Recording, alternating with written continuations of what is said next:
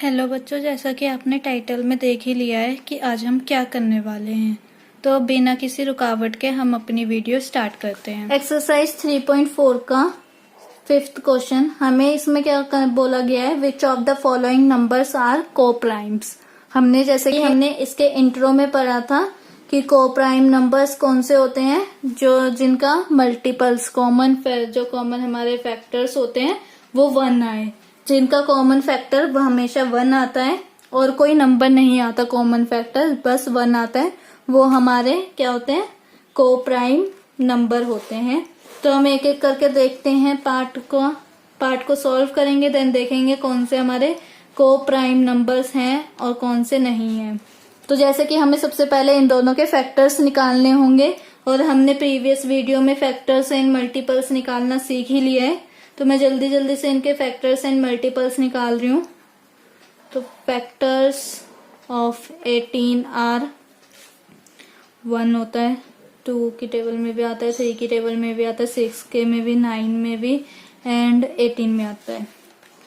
Then factors of 35 are, तो 35 के कौन कौन से फैक्टर्स होते हैं, 1 होता है, 5 होता है, 7 होता है, 35 होता है। ठीक है, ये हमारे फैक्टर्स हो गए और आप चाहे इनको डिवाइड करके भी देख सकते हो, आपका जो रिमाइंडर होएगा वो 0 ही आएगा। देन फिर हम सॉल्व करते हैं, इसे कॉमन फैक्टर्स निकालते हैं, तभी हमें पता चल जाएगा कि ये हमारा को-प्राइम नंबर है या नहीं है। को-प्राइम नंबर्स, ठीक है, क्योंकि ये 2 नंबर्स है ना, तो अगर एक नंबर होता तो कॉमन फैक्टर क्या निकलता उसमें। तो यहाँ पे देखो 1 तो आएगा ही आएगा, देन 2 नहीं है, 3 4 5 6 कुछ भी नहीं है कॉमन, और कोई भी कॉमन नहीं है, तो हम क्या करेंगे, यहाँ पे 1 ही निकला, लिखेंगे कैसे, since their common factor is 1 hence the given two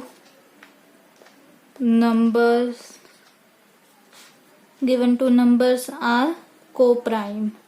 तो ये हमारे को-प्राइम हो गए, क्योंकि इनका जो कॉमन फैक्टर है वो हमेशा 1 ही आता है। देन बी वाला पार्ट देखें तो 15 एंड 37, इसे सॉल्व करेंगे तो फैक्टर्स निकालते हैं सबसे पहले 15 के, और हमने बहुत सारे क्वेश्चंस में 15 के मल्टी फैक्टर्स निकाले हैं। कौन कौन से फैक्टर्स होते हैं, 1 3 5 एंड 15। और 37 के जैसा कि आपको दिख रहा है कि किसी की टेबल में ये नहीं आता 37, तो इसके पास 2 ही फैक्टर हैं, 1 एंड द नंबर इटसेल्फ। अगर मैं इनके कॉमन फैक्टर्स निकालूं, या फैक्टर ही बोलते हैं क्योंकि यहाँ पे हमें देखते ही पता चल जा रहा है कि 1 ही इनका कॉमन फैक्टर है और कोई कॉमन है ही नहीं, इसके तो बस 2 ही है। और मैंने क्या कहा था, जिनके कम नंबर हो ना, छोटा वाला जिनके छोटे फैक्टर निकले हो, कम फैक्टर जिनके निकले होंगे, हम उनसे देख के दूसरों को जज करेंगे कि वो नंबर उसमें है दूसरे वाले में या नहीं है। तो मैंने यहाँ पे देखा 2 ही निकले हैं, इन्हें देख के जज करती हूँ कि 1 है, हाँ प्रेजेंट है, दोनों में कर दो, इसकी प्रेजेंट लगा दो। देखा 37 एब्सेंट है दूसरे वाले में, इसे लिखो ही ना, कुछ भी मत लिखो, डॉट लगा के छोड़ दो, ये लो डॉट लगा के छोड़ दी। देन क्या लिखेंगे, since their common factor is 1 hence the given two numbers are co-prime। तो ये हमारे को-प्राइम नंबर्स होते हैं। देन उसके बाद हम नेक्स्ट देखते हैं, सी पार्ट देखेंगे हम। सी पार्ट है हमारा 30 एंड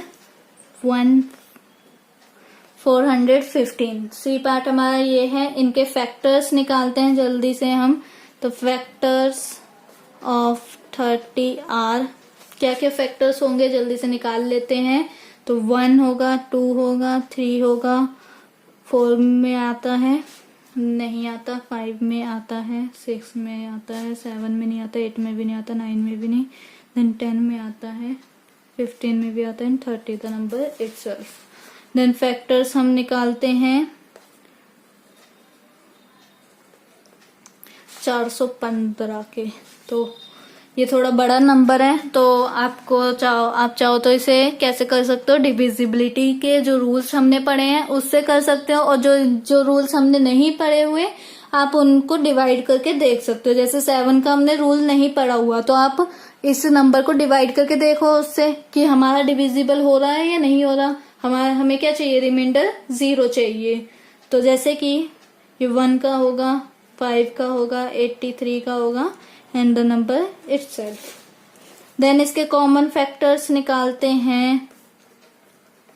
अब आपको पता ही चल गया होगा मैंने फैक्टर्स क्यों बोले हैं, क्योंकि 1 तो है ही है, साथ में 5 भी आ गया। मैंने क्या बोला था कि छोटे वाले नंबर को देखेंगे, जिनके फैक्टर्स कम निकले हैं उन्हें देखेंगे, जिनके फैक्टर्स इतने ज्यादा निकले हैं ना उनको नहीं देखेंगे। तो हम जिनके फैक्टर्स छोटू से निकले उन्हें देखेंगे।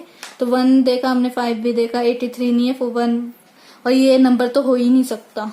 तो हमने क्या लिखा, 1 and 5। ये तो कोप्राइम नंबर्स हमारे नहीं हुए, तो हम यहाँ पे क्या लिखेंगे, सोचने वाली बात है। तो हम यहाँ पे ये लिखेंगे, since their common factor is other than 1, या फिर यहाँ पे आप लिख सकते हो more than 1, hence the given two numbers are not coprime. ठीक है, अगर 1 निकल के आ गया तो कोप्राइम है, अगर 2 निकल के आ गया या 2 से ज्यादा निकल के आ गए तो वो कोप्राइम नहीं होगा। देन डी पार्ट देखते हैं, 17 एंड 68 निकालते हैं। फैक्टर्स ऑफ 17 आर, क्या क्या फैक्टर्स होंगे 17 के, जैसे देख के ही पता चल गया हमारे यही 2 फैक्टर्स होंगे।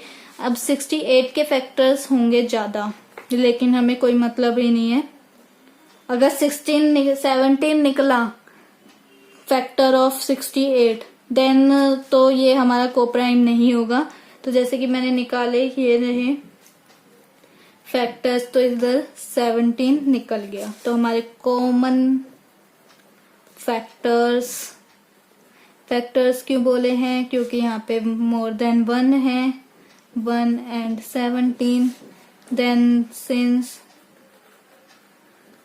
There common factors is more than 1, hence the given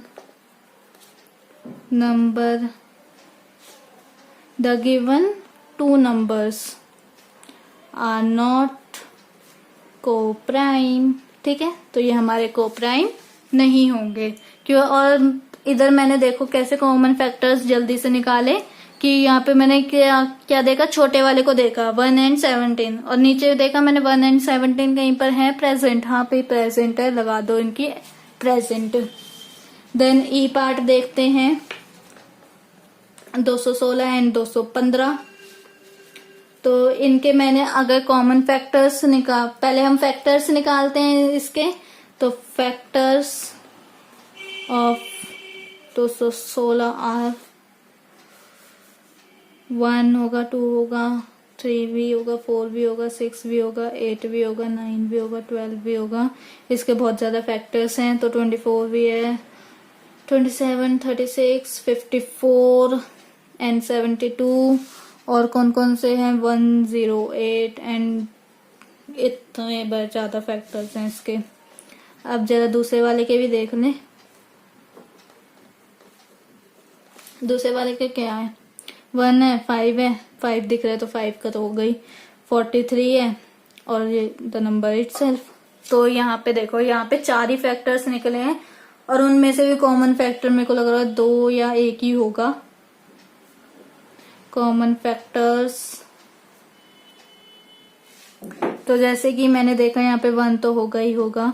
then 5 को देखो, यहाँ पे सर्च मारो, 5 नॉट प्रेजेंट, 43 नॉट प्रेजेंट, ये तो प्रेजेंट ही नहीं है। तो यहाँ पे क्या है हमारा फैक्टर्स नहीं आएगा, फैक्टर आएगा 1। ठीक है, अब ये हमारा क्या है, को प्राइम है, तो हम इसे कैसे लिखेंगे, since their common factor is 1, hence the given two numbers are co-prime। then E part हो गया हमारा, F पार्ट देखते हैं। This is our last part of this question, 81 and 16। तो इसे पहले 81 के फैक्टर्स निकाल लेते हैं। तो वो क्या होंगे हमारे, 1 होंगे, 3 होगा, 9 भी होगा, 27 भी होगा, 81 भी होगा। देन उसके बाद फैक्टर्स निकालते हैं हम अपने 16 के। तो कौन कौन से फैक्टर्स होंगे, 1 भी होगा, 2 भी होगा, 4 भी होगा, 8 भी होगा, 16 होगा बस। अब हम कॉमन फैक्टर्स निकालते हैं। तो यहाँ पे देखो, यहाँ पे थोड़े बहुत बराबर के आगे नंबर्स, तो हम यहाँ पे बराबर के नंबर आ गए हैं, दोनों इक्वली नंबर्स हैं, फैक्टर्स हमारे दोनों इक्वल हैं। तो हम क्या करेंगे, किसी भी एक नंबर को उठा लेंगे। लेट से मैंने इस नंबर को उठाया, तो मैंने देखा यहाँ पे 1 आया, 2 नहीं है, 4 भी नहीं है, 8 भी नहीं है, 16 भी नहीं है। उससे आगे मेरे को बढ़ने की जरूरत नहीं है, क्योंकि यहाँ पे देखो 16 है और यहाँ पे 81, और हमने रूल्स क्या पढ़े थे फैक्टर्स के, कि 16 से बड़ा कोई नंबर नहीं हो सकता। फैक्टर 16 का फैक्टर 16 से बड़ा नहीं हो सकता। तो 16 हमने छोटा वाला नंबर उठा लिया 16, तो हमें तो पता है 16 से बड़ा कोई 16 का फैक्टर हो ही नहीं सकता। तो 81 तो भूल ही जाओ कि आएगा कभी कॉमन फैक्टर निकलकर इन दोनों में। तो हमने क्या करा, 16 का फैक्टर उठाया और उसमें देखा कि कॉमन है, कोई नहीं है, चलो भागो यहाँ से। लिखेंगे क्या, 1 एक सिंगल कॉमन फैक्टर निकल के आया। तो since their common factor is 1, hence the given two numbers are co-prime। ठीक है, ये हमारा क्वेश्चन नंबर 5 कंप्लीट हुआ। 6th क्वेश्चन देखते हैं। तो ये रहा हमारा 6th question. A number is divisible by both 5 and 12, by which other numbers will that number be always divisible। इस क्वेश्चन में हमें क्या कहा गया है, तो पहले सबसे पहले हम इसका मीनिंग समझते हैं, देन इसे सॉल्व करेंगे। अब देखो, इस क्वेश्चन में हमें क्या बोला गया था कि नंबर्स होने चाहिए डिविजिबल बाय बोथ 5 and 12। तो हमें ये बताना पड़ेगा कि ये सारे जो भी फैक्टर्स निकलेंगे वो सबके डिविजिबल होंगे। जब हमें बोथ और एंड बोलूंगी या कुछ भी समझो, आप बोथ और एंड दोनों ही दे रखे हों एक क्वेश्चन में, और साथ साथ की बोथ भी लगा दिया और एंड भी लगा दिया, तो इसका मतलब क्या है कि हमें इन दोनों को जरूरी है करना। तो हम क्या करेंगे, 5 को मल्टीप्लाई कर देंगे 12 से, तो जो भी हमारा नंबर आएगा, तो अगर 12 5 कितना होता है 60, जो 60 हमारा नंबर आया है, ये जिस मतलब 60 के जितने भी फैक्टर्स होंगे ना हमारे, वो सारे के सारे फैक्टर्स 5 and 12 दोनों का डिविजिबल फैक्टर्स होंगे। तो जैसे कि मैं करके दिखाती हूँ, ऐसे आपको शायद से ना समझ में आया हो, तो सॉल्व करते हैं फिर समझ में आ जाएगा। 6th क्वेश्चन, फैक्टर्स ऑफ 5 के फैक्टर्स निकालते हैं, तो क्या आएगा 1 and 5।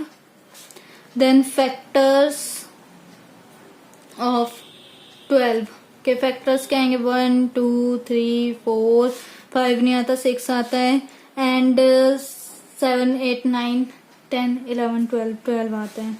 देन कॉमन फैक्टर्स क्या निकलेंगे इनका कॉमन फैक्टर भाई 1 ही निकलेगा। तो हम यहाँ पे क्या लिखेंगे, सिंस ये क्या हो गया, ये डेफिनेशन या मतलब एक वो हो गया हमारा हिंट सा कि ये हमारे क्या है, को प्राइम नंबर है। दोनों के दोनों, hence the given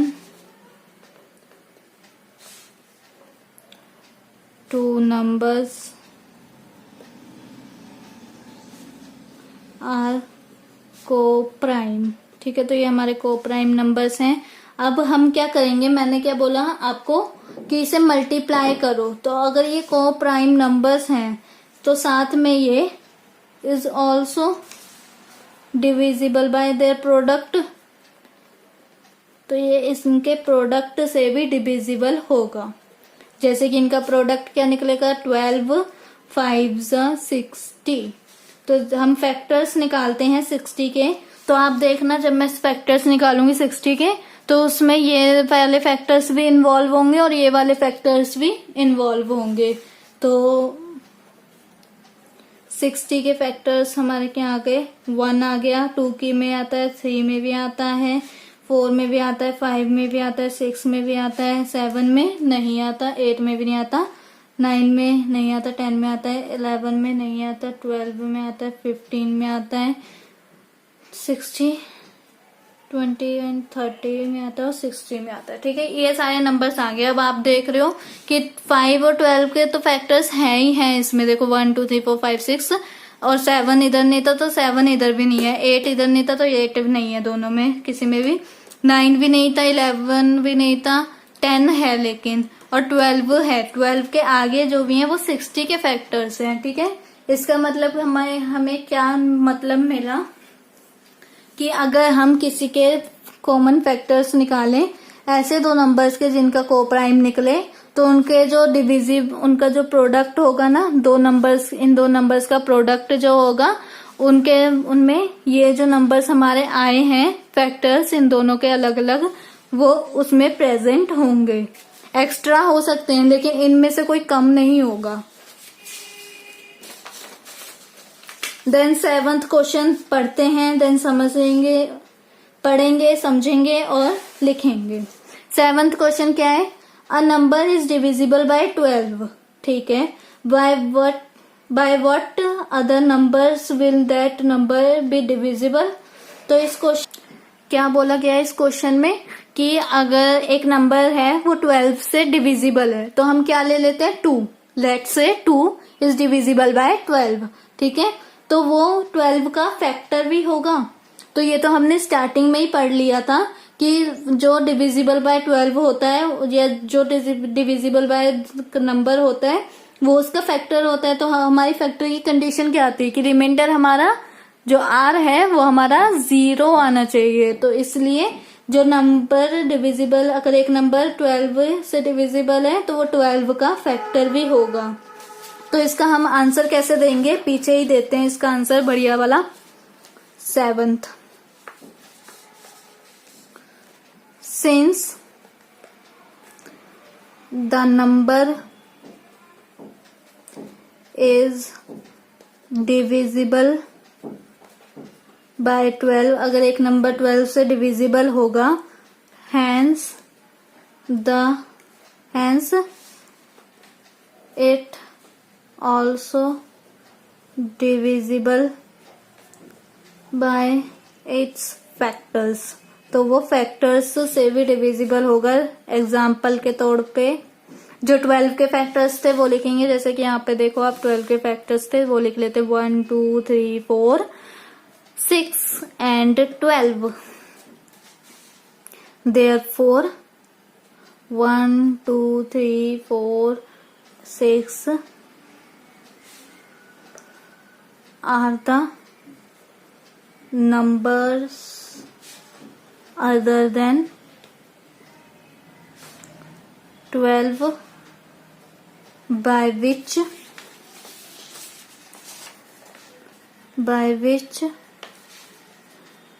this number is also divisible। अब इस लाइन का मैं मतलब बता देती हूँ, रटना बिल्कुल भी नहीं है, रटोगे तो काम खराब हो जाएगा। ठीक है, तो हम इस लाइन का पूरा अच्छे से मतलब समझेंगे, देन उसके बाद खत्म करेंगे अपनी वीडियो को। तो क्या इस लाइन का मतलब है कि अगर एक नंबर 12 से डिविजिबल है, लेट्स से 2, तो वो हमारा नंबर फैक्टर भी होगा उस नंबर का, ठीक है। तो मैंने क्या बोला कि अगर मेरा 2 जो है, 2 नंबर जो है वो 12 से डिविजिबल है ना। अगर 12 6 जा 2 6 जा 12 होता है, तो रिमाइंडर हमारा 0 आएगा। डिविजिबल का यही मतलब होता था। तो वो हमारा फैक्टर भी है ना 2 का, तो इसलिए जो फैक्टर होगा,